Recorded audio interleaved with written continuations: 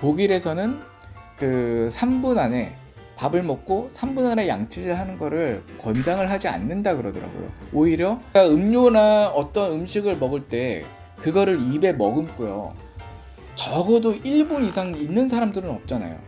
탄수에 없어진다는 거는 그건 물에다 담가놔도 없어질 수 있는 양이라고 생각이 들고요. 그런 거 일일이 따지셔서 먹으려고 그러면 안 먹는 게 낫고요. 결론적으로 말씀을 드리면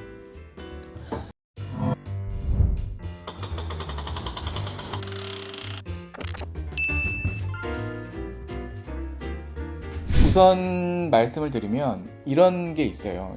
예전서부터 탄산수, 그러니까 탄산음료를 많이 먹으면 이빨이 삭는다라고 그러잖아요. 이빨이 삭아서 뭐 문제가 생긴다거나 아니면 뭐 심지어는 뭐 뼈가 약해진다고 이제 어른들이 그런 얘기를 많이 하는데 독일 같은 경우에 우리가 예전에 뭐 333 법칙이라 그래서 그런 말씀 많이 들어보셨을 거예요. 그러니까 식후 3분 안에 하루 3번, 그 다음에 그러니까 3분 동안 칫솔질을 하는 거를 여기 333 법칙이라 그래서 어렸을 때부터 그런 거 많이 교육을 해왔잖아요. 근데 실질적으로 독일에 계신 치과 선생님, 제 지인들 얘기를 들어보니까 오히려 독일에서는 그 3분 안에 밥을 먹고 3분 안에 양치를 하는 거를 권장을 하지 않는다 그러더라고요. 오히려 3분이 지난 다음에, 시간이 어느 정도 지난 다음에 양치를 하라고 한다고 하는데 왜 그렇게 하냐니까 그 이유는 잘 모르더라고요.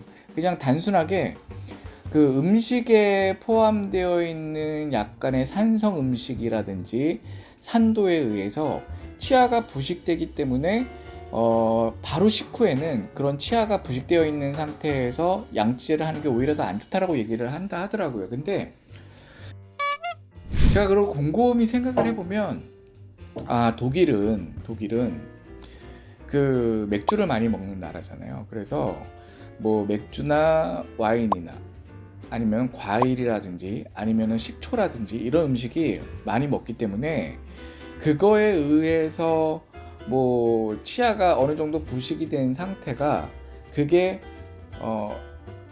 방지하기 위해서 그 더 마모되는 걸 방지하기 위해서 그렇게 얘기할 수도 있겠다라는 생각이 들었거든요. 그렇다 그러면 탄산음료를 먹고 나서 치아가 어느 정도 부식이 되는 그런 실험이 있었잖아요. 탄산수에다가 이빨을 이렇게 담가 놓잖아요. 담가 놓으면 처음에 기포가 이렇게 뽀글뽀글 올라오거든요. 그거를 봤을 때 이게 과연 치아가 겉표면이 부식이 되는 건가? 부식은 물론 되겠죠. 근데 우리가 음료나 어떤 음식을 먹을 때 그거를 입에 머금고요. 적어도 1분 이상 있는 사람들은 없잖아요. 그러니까 마시고 다른 거 먹다 보면 침에 의해서 자정작용도 발생이 되고 그러면 또 마시고 이 반복이 된다라고 하면 우리가 실험에서 보는 바와 같이 탄산 음료나 탄산수에다가 치아를 담가 놓는 경우는 극히 없거든요. 그런데 문제는 뭐냐면 그렇게 탄산수에 담가 놨음에도 불구하고 예전의 실험에 보면 하루가 지났는데요. 표면이 별로 부식되거나 이런 게 보이지가 않습니다. 물론 그거를 뭐 나노미터 수준으로 해갖고서는 뭐 형광 분석법에 의해서 표면이 어느 정도 거칠게 됐다, 탄성 계수가 어느 정도 떨어졌다, 이런 최근에 나온 실험 데이터가 있긴 한데 그 실험 데이터는 정말 우리가 느끼지 못할 정도의 변화가 생긴 거거든요. 어떤 실험이 또 하나가 있었냐면 탄산수를 어떤 유튜브가 한 실험인데 탄산수에다가 치아를 사이다, 콜라, 그 다음에 환타 이렇게 해서 담가 놓고 담그기 전에 질량을 재고요. 0.00g까지 나올 수 있는 그램 수를 재고 그램을 재고 해서 치아를 담갔어요. 담가 놓고 하루가 지난 다음에 이거의 질량의 변화. 그러니까 그 분은 뭐를 원했을 건가 보면 치아를 담가놨을 때 이 치아의 총 질량이 어느 정도 감소가 되면 그게 무기질이 녹아났다고 하는 거를 보려고 했던 것 같은데 그거의 오류 뭐냐? 그 실험의 결론은 뭐 0.01g, 0.1g 정도 줄어들었다. 0.1g 정도, 0.15g 정도 이렇게 줄어들었다 얘기를 하는 것 같았는데, 그거의 오류. 치아를 구성하고 있는 물질 중에요, 실질적으로 탄산수에다가 담갔을 때 혹은 액체에다가 담갔을 때 무기질이 분해가 돼서 그거의 중량이 줄어드는 양보다는요, 치아를 구성하고 있는 그 뭐 치수 조직이라든지 신경 조직이라든지 아니면 유기질 조직들이 치아의 거의 한 절반 정도를 차지하거든요. 이런 부분들이 먼저 씻겨 나가는 현상이 더 많습니다. 그렇기 때문에 이 치아를 탄산수에 담갔다고 해서 무기질이 뭐 0.1g이 녹아서 한 달이 됐을 때 0.1g이 녹아서 없어졌다, 이것보다는요, 그거를 담가 놨을 때 그 치아에 갖고 있는 무기질이 녹아서 없어졌다는 게, 그게 더 훨씬 더 그게 타당성이 있고요. 유기질이 없어졌다는 게. 그 0.1g의 정도라고 하면 그게 한 100분의 1g 정도 수준이거든요. 그러니까 치아에 의해서 그 정도가 없어진다는 거는, 탄산수에 없어진다는 거는, 그거는 물에다 담가놔도 없어질 수 있는 양이라고 생각이 들고요. 그게 정확하게 실험을 하려면 탄산수 물에다가도 해야죠. 물에다가도 해서 같은 부분이 없어지는 걸 보면 이게 꼭 탄산수에 의한 무기질의 분해가 아니라는 걸 알 수가 있을 거고요. 또 그렇다 그러면 어떻게 하는 것이 우리가 그 탄산수를 잘 먹을까? 이제 그거에 대해서 또 여러 말들이 많잖아요. 어떤 사람들은 빨대로 먹어라.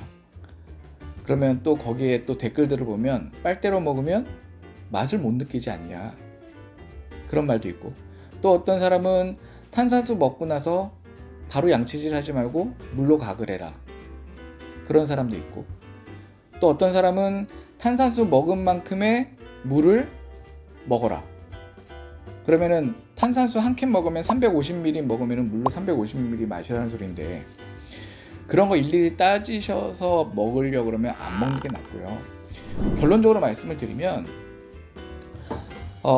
탄산수는요, 그냥 편하게 마시고요, 양치하고 싶으면 편하게 하시면 됩니다. 왜냐하면 우리 몸이라는 것 자체가 그렇게 단순하게 어떠한 실험적인 데이터를 통해서 얻을 수 있을 만한 그렇게 평준화되어 있는 일반적인 데이터를 얻을 수 있는 상황은 아니고요. 탄산수를 먹음으로 인해서 그 강화되어 있는 범랑질이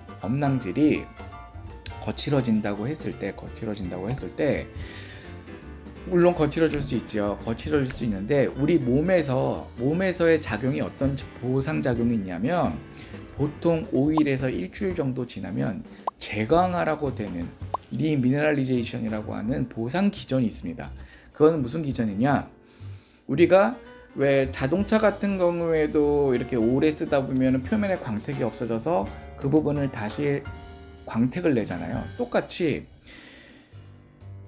치아 표면이 그 탈광화, 디미네랄리제이션이 되어 있는 상태에서 우리가 음식물도 먹고 뭐 하다 보면 음식물에 포함되어 있는 무기질이라든지 아니면 칼슘이라든지 이런 부분들이 치아에 달라붙게 되고요. 그 다음에 양치질이라든지 아니면은 음식을 먹으면서 기계적인 마모에 의해서 치아 표면이 매끄럽게 이렇게 광택이 나게 됩니다. 그거를 리미네랄리제이션, 즉 재광화라고 하는데요. 이 재광화가 되면 치아는 다시 튼튼해지는 겁니다. 그래서 이 치아가 정말 평생토록 반짝반짝거리고 오래 갈 수 있다는 거예요. 그러니까 뭐 빨대로 탄산수를 먹는다, 탄산수를 먹고 뭐 양치질을 바로 하지 못하게 하거나 아니면은 탄산수를 먹었으면 그만큼의 탄산수 양만큼의 물을 먹어라, 다 안 하셔도 됩니다. 제일 중요한 거, 탄산수 먹고 싶으면 마음껏 맛있게 드세요. 그러면은 깨끗하게 해결됩니다.